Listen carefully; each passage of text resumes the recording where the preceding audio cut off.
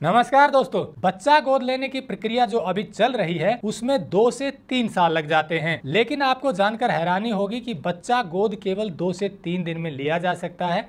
ये इतनी आसान प्रक्रिया है और इसके बारे में सुप्रीम कोर्ट ने गाइडलाइन भी जारी कर दी हैं। अब आप कहेंगे कि एक तरफ जहां बच्चा गोद लेने में 2 से 3 साल लग जाते हैं, वहीं दूसरी तरफ 2 से 3 दिन में बच्चा गोद कैसे लिया जा सकता है। तो इसी बारे में विस्तार से जानकारी देंगे डॉक्टर पीयूष सक्सेना जी। डॉक्टर पीयूष सक्सेना पिछले कई सालों से बच्चों को गोद लेने की प्रक्रिया को आसान बनवाने के लिए सुप्रीम कोर्ट में लड़ाई लड़ रहे हैं और इन्होंने ये लड़ाई काफी हद तक जीत ली है। उन बच्चों के लिए जो ऑर्फनेज होम में नहीं रहते हैं, ये बच्चे छोटे शहरों में, बड़े शहरों में या गांव में रहते हैं और इनके माता पिता नहीं हैं। इन बच्चों को गोद लेना बहुत ही सरल हो गया है। कैसे और कितना सरल है, इसी बारे में जानते हैं डॉक्टर पीयूष सक्सेना से। डॉक्टर साहब नमस्कार। कुलदीप नमस्कार, थैंक यू सो मच। आभार आपका। डॉक्टर साहब, आप पिछले 6-7 सालों से इस बात पर काम कर रहे हैं कि बच्चों को गोद लेने की प्रक्रिया आसान होनी चाहिए। तो सबसे पहले तो ये बताइए कि अभी बच्चों को गोद लेने की प्रक्रिया क्या है और इसका क्या तरीका है। देखिए, मैं बताता हूँ। ये सामने आपके जुवेनिल जस्टिस एक्ट है, इसका सेक्शन 80 है। ये मैं आपको पढ़ के सुनाता हूँ और यहीं से सारी प्रॉब्लम की शुरुआत होती है। सेक्शन 80 में लिखा हुआ है, punitive measures for adoption without following prescribed procedures if any person और organisation offers or gives or receives any orphan, abandoned or surrendered child for the purpose of adoption without following the provisions or procedures as prescribed in this act, such person or organization shall be punishable with imprisonment of either description for a term which may extend up to 3 years or with fine of 1 lakh rupees or with both. Provisions स्पष्ट हैं section 80 JJ act के कि अगर कोई इसके हिसाब से adoption नहीं कराता है तो 3 साल की जेल या 1 लाख रुपए तक का जुर्माना हो सकता है। मैंने क्या किया, पूरी एडॉप्शन प्रोसेस आपने आंकड़े देखे हमारे पहले वीडियो में, इसको 4 टुकड़ों में बांट देते हैं। एक होता है जो adoption Hindu adoption and maintenance act 1956 के अंदर कवर हो सकते हैं, हामा संक्षेप में बोलते हैं। हामा इन कंट्री यानी कि जो भारत देश के अंदर किए जाने वाले हैं। दूसरा हामा इंटर कंट्री। तीसरा नॉन हामा इन कंट्री और चौथा नॉन हामा इंटर कंट्री। इन चारों के बारे में अलग अलग चर्चा करेंगे। 90 से 95% तक एडॉप्शंस हामा इन कंट्री के होते हैं। हमने सेक्शन 80 तो देख लिया, जरा एक बार कुलदीप जी उनके नजरिए से देखिए, हमारे नागरिकों के नजरिए से। उनको जब बच्चा चाहिए होगा तो वो सीए के पास जाएगा, वकील के पास जाएगा। अगर ज्यादा एक्टिव होगा तो वो डिस्ट्रिक्ट चाइल्ड प्रोटेक्शन यूनिट में डीसीपीयू के पास जाएगा, कलेक्ट्रेट में ऑफिस होते हैं इनके, 767 हर जिले में एक है। जब वहां जाएगा तो उनको ये तो पता है कि एडॉप्शन कराना है, वो सेक्शन 80 दिखा देते हैं, लेकिन एक छोटा सा गैप रह जाता है, वो सेक्शन 56(3) नहीं दिखाते हैं, चाहे अज्ञानतावश चाहे जानबूझ के। वो भी मेरी चर्चा का विषय नहीं है। अब आप जानिए सेक्शन 56(3) क्या है। Section 56(3) Hindu adoption and maintenance act 1956 से कनेक्टेड है। ये मैंने शुरू में ही चर्चा में बताया था।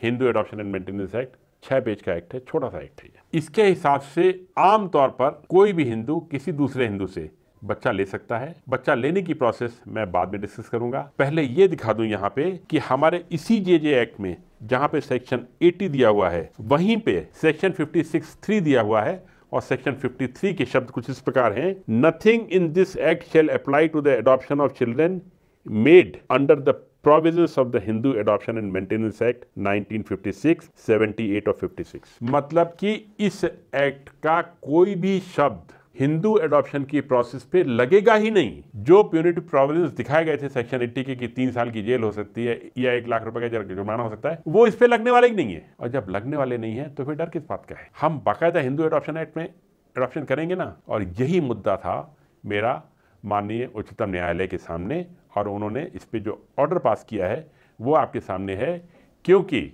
वहां पे बहस के दौरान एडिशनल सॉलिसिटर जनरल और डायरेक्टर कारा, इन दोनों ने कैटेगरिकली कहा कि उनका इसमें कोई रोल ही नहीं है। मतलब कि ये एडॉप्शन आज भी वैलिड है, एज इट इज किए जा सकते हैं। अब हमारा मुद्दा ये नहीं है क्या होता रहा, हमारा मुद्दा ये है कि कैसे काम अब होना चाहिए और हो सकता है, और ये पूरी तरह से with in provisions of law है। कुलदीप जी, मैं आपकी इजाज़त चाहूँगा, एक बार सुप्रीम कोर्ट का जजमेंट का वो पैराग्राफ भी हम पढ़ के सुनाए देते हैं। मेरी PIL है temple of healing versus union of India, ministry of women and child development.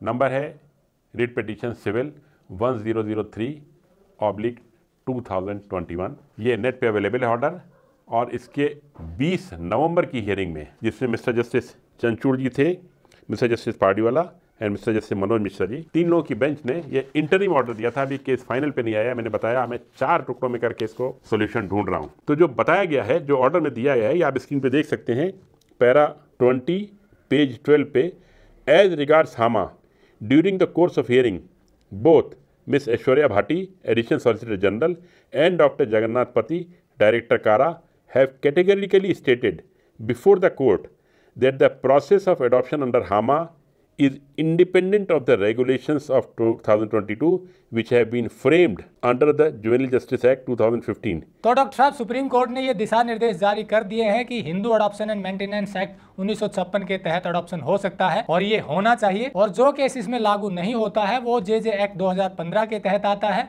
अच्छा, आप ये पूछना चाहते हैं कि ऐसी कौन सी कैटेगरीज हैं जिनका एडॉप्शन जे एक्ट में होगा और हिंदू एडॉप्शन मेंटेनेंस एक्ट में नहीं हो सकता है।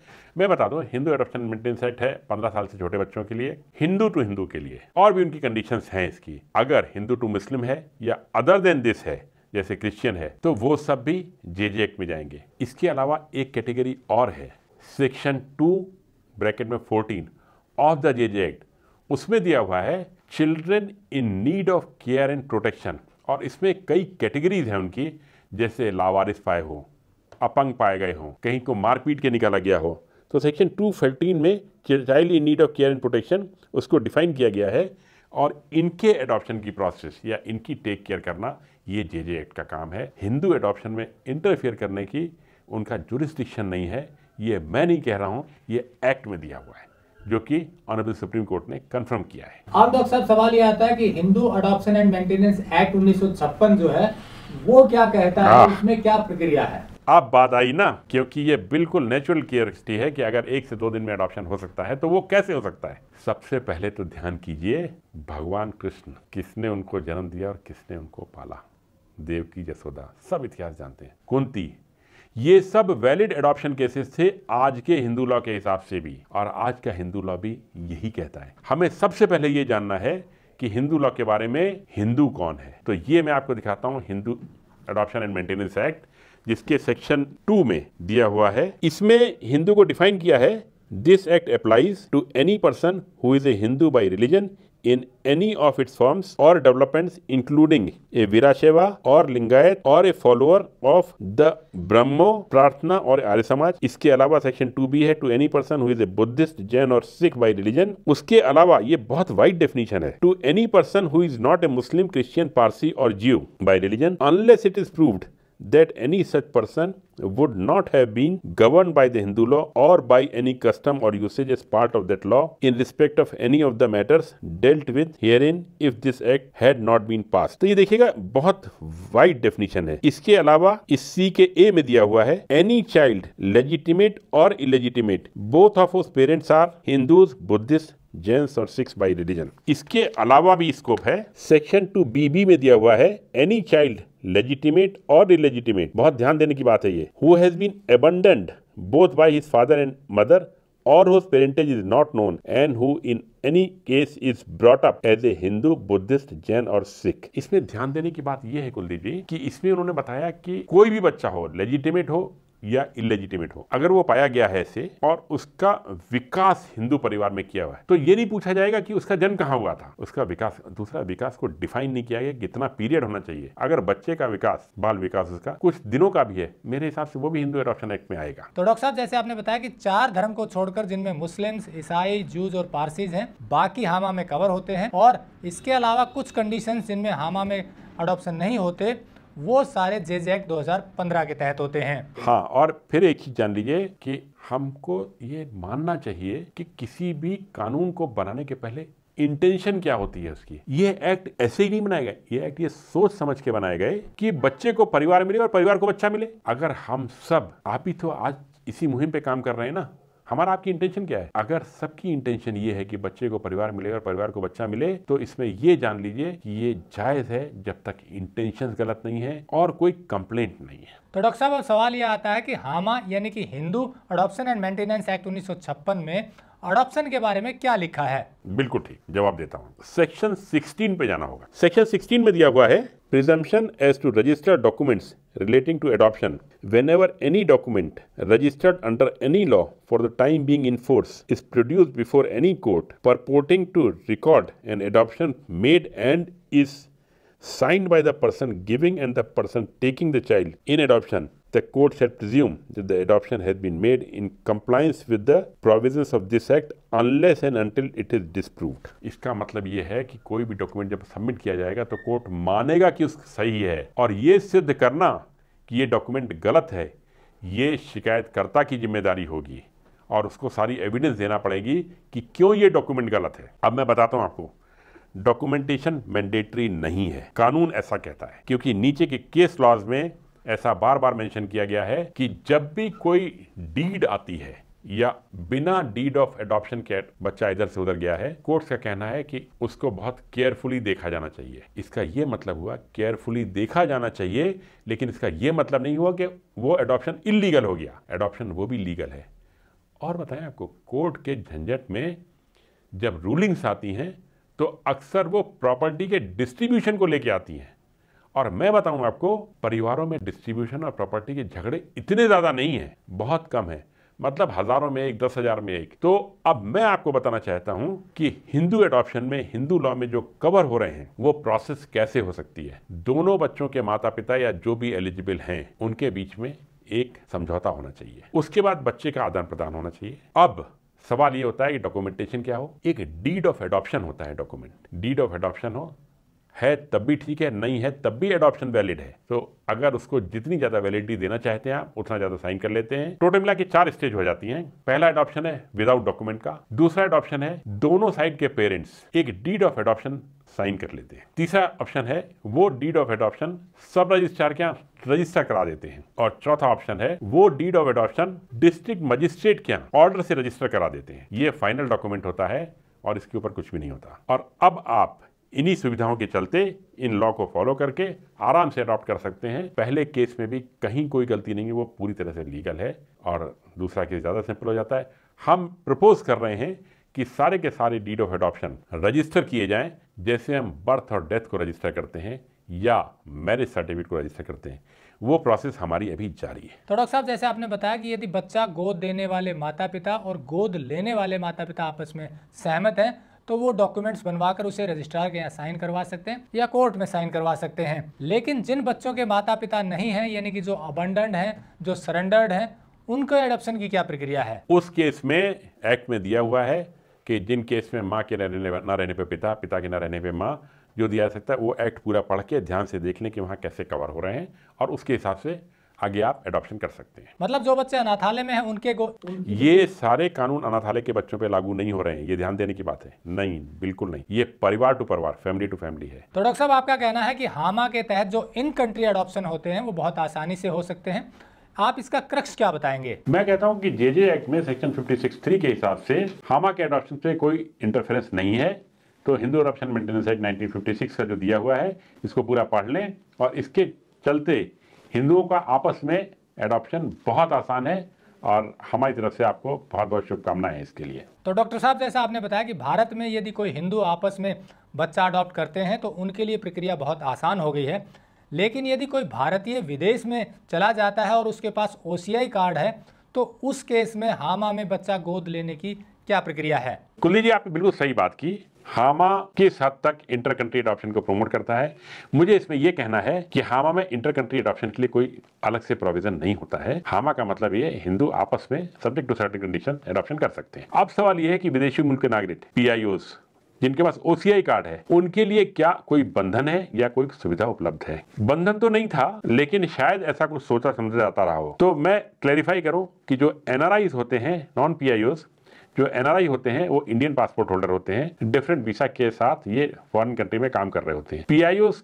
जो है वो फॉरेन पासपोर्ट होल्डर्स होते हैं, लेकिन अगर वो इंडियन ओरिजिन के हैं तो उनको overseas citizen of India card, OCI card issue किया जाता है। इस OCI कार्ड के चलते उनको बहुत सारे अधिकार मिलते हैं, जैसे कि उनको बार बार भारत विजिट करने के लिए वीसा नहीं लेना पड़ता है तमाम जगहों पे, और हमारे नागरिकों को मिलने वाली छूट उनको भी मिल जाती है। सवाल ये उठता है कि क्या उनको यहाँ से बच्चा अडॉप्ट करने के लिए कोई कंसेशन है या कोई कंडीशन लगी हुई है। इस बारे में मिनिस्ट्री ऑफ होम अफेयर्स के फॉरेनर्स डिवीजन ने एक नोटिफिकेशन जारी किया है 4 मार्च 2021 को, SO 1050E। इसके सेक्शन 4 में दिया गया है parity with non resident Indians in the matter of inter country adoption of Indian children subject to the compliance of the procedure as laid down by the competent authority for such adoption. इसका मतलब यह है कि उन्होंने clarify कर दिया कि Hindu adoption के लिए वो ऐसे ही ट्रीट किए जाएंगे जैसे हमारे Indian passport holder, Indian citizen किए जा रहे हैं। एक चर्चा यहाँ पे बहुत जरूरी और है, क्या उनको किसी तरह का एनओसी चाहिए कारा के द्वारा? एक इंटरनेशनल कन्वेंशन है हेग का, जिसमें 1993 में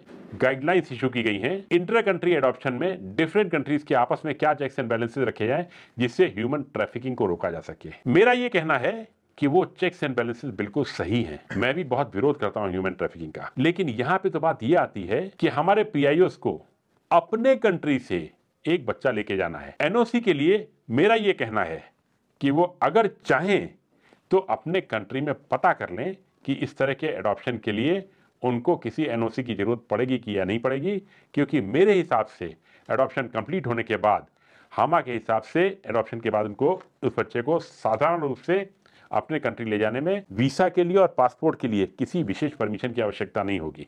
बाकी जानकारी अपने रिस्पेक्टिव कंट्री से ले लें और उसके बेसिस पे वो अपना निर्णय स्वयं ले लें। तो डॉक्टर साहब, इसका मतलब ये हुआ कि कोई भारतीय यदि विदेश में रहता है, भले ही वो OCI कार्ड होल्डर है, उस पर भी अडॉप्शन के वही नियम लागू होंगे जो हामा के भारत में रहने वाले किसी हिंदू पर लागू होते हैं। बस शर्त यह है कि उसके अपने देश में किसी एनओसी की जरूरत ना हो। यदि वहाँ कोई एनओसी की जरूरत होती है तो उसके लिए फिर यहाँ अप्लाई किया जा सकता है, नहीं तो किसी एनओसी की कोई बाध्यता नहीं है। एक चीज और सीधी सी भी है कि अगर कोई पीआईओ है और वो तय करते हैं कि उनको डिलीवरी के लिए हिंदुस्तान आना है और अपनी नानी दादी के पास आते हैं और बच्चा नॉर्मल कोर्स में पैदा होता है, लेके जाते हैं, इसमें कहाँ किसी एनओसी की जरूरत पड़ती है?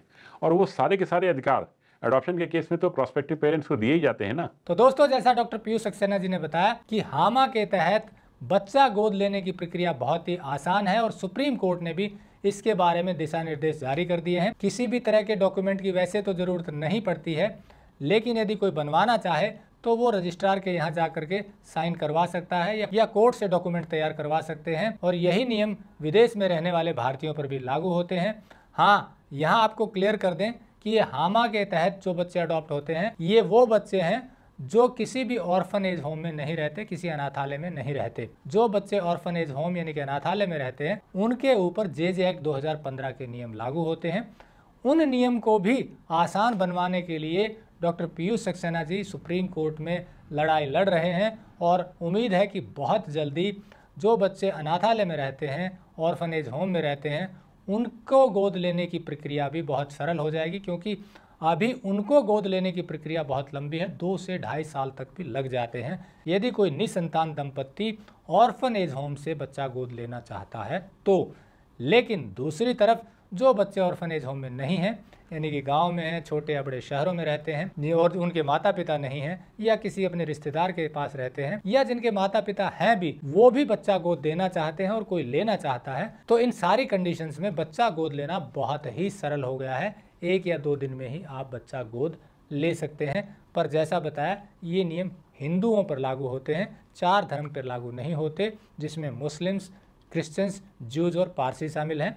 बाकी कुछ धर्म भी इसके तहत आते हैं, हामा के तहत, लेकिन ये 4 मुख्य धर्म इसमें शामिल नहीं है। तो इस तरह से हामा के तहत बच्चा गोद लेने की प्रक्रिया बहुत सरल है और सुप्रीम कोर्ट ने इसके बारे में दिशा निर्देश जारी कर दिए हैं। वीडियो अच्छा लगा हो तो लाइक और शेयर जरूर करें ताकि ज़्यादा से ज़्यादा लोगों को इसके बारे में पता चल सके। जुड़े रहिए चैनल से। नमस्कार, जय हिंद।